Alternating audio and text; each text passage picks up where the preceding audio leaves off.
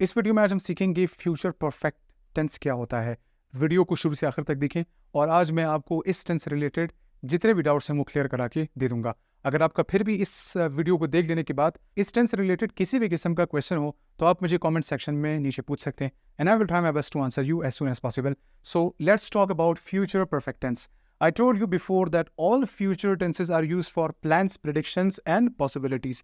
ये तीन चीजें मैं यहाँ पर ऑलरेडी लिख चुका हूँ। तो जब भी हम किसी फ्यूचर टेंस की बात करेंगे वहां पर ये तीन यूजेजेस लाजमी होंगी। Now it is a perfect tense, future perfect tense, so it means एक बात तो पक्की है कि जिस प्लान की हम बात करेंगे वो ऑलमोस्ट एक्सेप्शंस को छोड़कर एग्जीक्यूट होने वाली हैं। और अगर हम किसी प्रिडिक्शन की बात कर रहे हैं तो एक्सेप्शंस को छोड़कर वो जरूर ट्रू होंगी, वो प्रिडिक्शंस ट्रू होने वाली है। और अगर हम पॉसिबिलिटीज की बात करते हैं तो वो भी किसी भी एक्सेप्शन को हटाकर लाजमी होने वाली पॉसिबिलिटीज होंगी। तो यहाँ पर ये तीन चीज़ें होंगी। So it is used for perfect plans, predictions और पॉसिबिलिटीज। लेट्स सपोज अगर हम वेदर फोरकास्ट देखें और उसमें हमारे पास 90% या 90% प्लस चांसेस हों रेन के, तो हम कह सकते हैं ना कि कल इस टाइम तक बारिश हो चुकी होगी। It will have rained a lot by this time tomorrow. तो इस सेंटेंस के मुताबिक हमने क्या किया, हमने एक प्रेडिक्शन की जो कि फ्यूचर परफेक्ट टेंस का ही यूज कर रही थी। ठीक है, let's suppose we are talking about a plan, कोई भी ऐसा प्लान जो कि फ्यूचर में ज़रूर होगा। तो अगर मैं आपको अपनी एक एग्जांपल दूं, लेट्स सपोज हम यूनिवर्सिटीज़ में एडमिशन लेते हैं और एडमिशन लेने के बाद हम ये चीज़ प्लान के तौर पर कंसिडर करते हैं कि आज से 4 साल बाद मैं ये डिग्री कंप्लीट कर चुका हूँ और इसमें ये काम मैं कर चुका हूँ, ये चीज़ें सीख चुका हूँ। तो इसी तरह से आप उनको भी इंक्लूड कर सकते हैं। I will have learned many subjects with in these 4 years। सो इसका मतलब ये है कि ये मेरे प्लान का हिस्सा है और मैं ऐसा ज़रूर करने वाला हूँ। इसी तरह से आप पॉसिबिलिटीज़ भी कर सकते हैं। अगर आप पॉसिबिलिटीज़ की बात करते हैं, प्रेडिक्शंस की, दोनों इसी तरह से फ्यूचर में परफेक्टली बताई जा सकती हैं।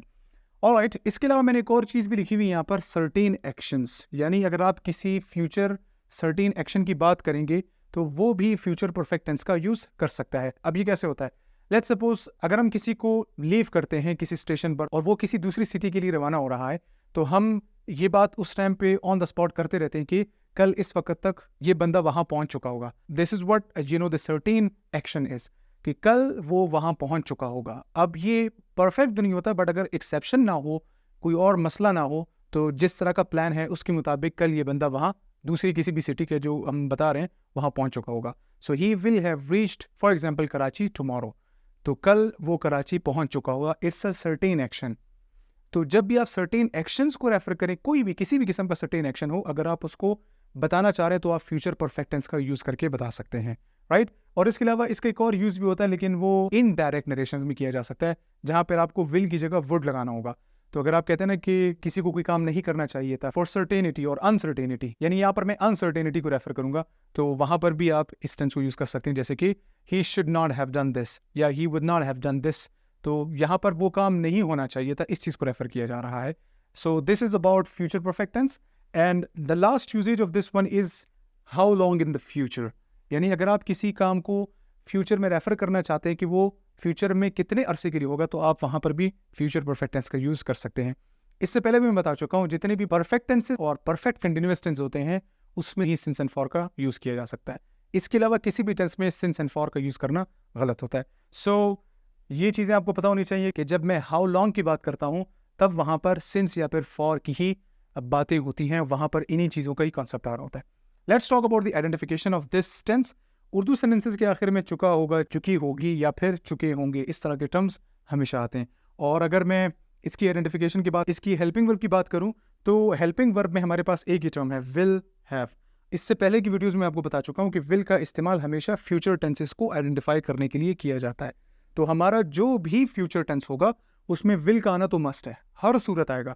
और साथ ही साथ आपको ये भी पता है कि ये जिस फैमिली से आता है वो मॉडल ऑक्सिलरी वर्ब्स की फैमिली है और उनका अपना एक रूल है कि उसके आगे हमेशा first form of the verb चाहिए।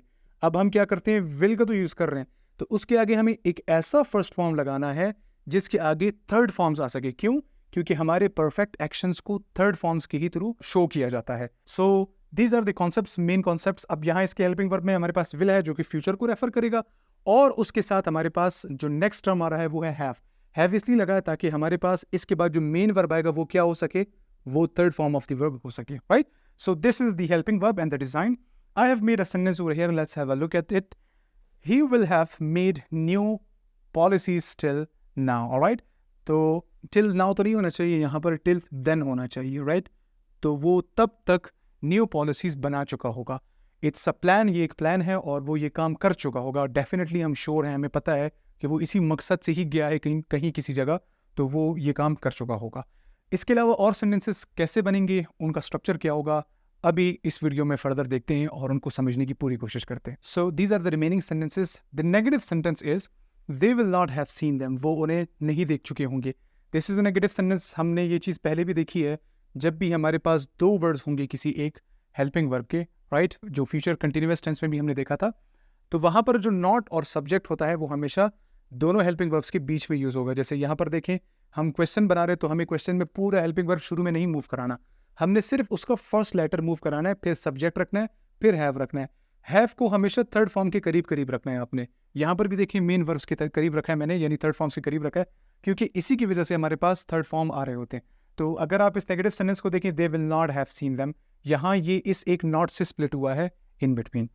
So subject plus will plus not plus have, यानी ये हेल्पिंग वर्ब ही लिखा हुआ है यहाँ पर, और इसे हमने दो पार्ट्स में स्प्लिट किया हुआ है with one word not, and then we have the third form of the verb right after this, and then full stop with an object, right? Next is interrogative question. Interrogative question में ये sentence नजर आ रहा है आपको कि will you have cancelled the meeting, क्या आप meeting cancel कर चुके होंगे? तो ये एक फ्यूचर परफेक्ट टेंस का सेंटेंस है, जिसका स्ट्रक्चर हमारे पास ये है, will plus subject plus have, यानी हेल्पिंग वर्ब्स के बीच में ही हमने फिर से सब्जेक्ट को यूज किया, एंड देन हैव के डायरेक्टली बाद हमने थर्ड फॉर्म लगाना है। सो सब्जेक्ट वर्ब ऑब्जेक्ट अपने सेंटेंस में एज इट इज आ रहा है, जो रिमेनिंग वर्ड्स हैं जिस तरह की इनकी प्लेसमेंट हुई है आप उसी तरह उनको जहन में रखें। And there is a very important question mark at the end, ये लगाए बगैर कभी भी किसी सेंटेंस को क्वेश्चन नहीं कहा जा सकता। So this is an important sign for a question. Next is negative interrogative formal question, उसके बाद हमने इनफॉर्मल क्वेश्चन लिखा हुआ है। So look at this, will you not have held interviews, क्या आप इंटरव्यूज नहीं करवा चुके होंगे? तो ये एक हमारे पास नेगेटिव इंट्रोगेटिव फॉर्मल क्वेश्चन है जो कि सीनियर्स के लिए या फिर बॉस के साथ यूज किया जाता है। Next is informal question. Informal में हम क्या करते हैं, विल प्लस नॉट का कॉन्ट्रैक्शन करते हैं। जब आप विल प्लस नॉट का कॉन्ट्रैक्शन करेंगे, मैंने स्ट्रक्चर में लिखा हुआ है, तो वो कुछ यूं लगेगा और उसके बाद सब्जेक्ट वर्ब और ऑब्जेक्ट एज इट इज आते रहेंगे, right? So won't she have played the role of the CEO, क्या वो CEO का रोल प्ले नहीं कर चुकी होगी? तो इस तरह से ये सेंटेंस लिखा गया है। तो these are the sentences, and इन सेंटेंसेस को अपने जहन में रखें, प्रैक्टिस करें।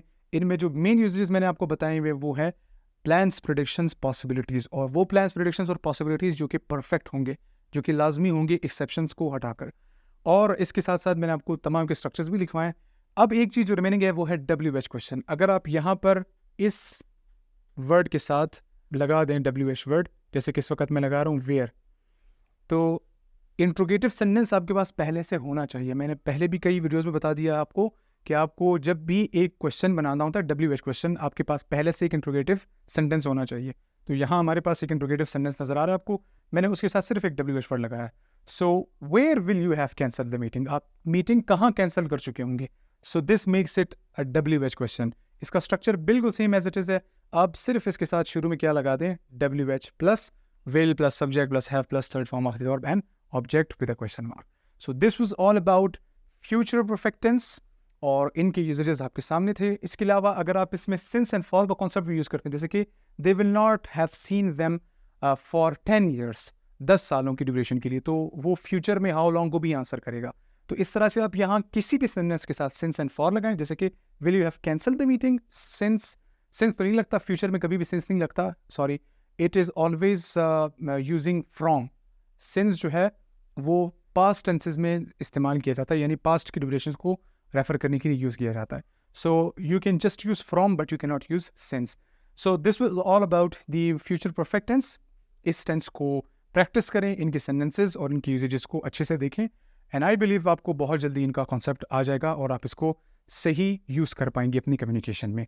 This was all about video. अगर आपकी वीडियो पसंद आई तो लाइक करें, सब्सक्राइब करें, शेयर करें और बेल के आइकन को प्रेस करना ना भूलें, ताकि आपको आने वाली हर न्यू वीडियोस की नोटिफिकेशन मिलती रहे।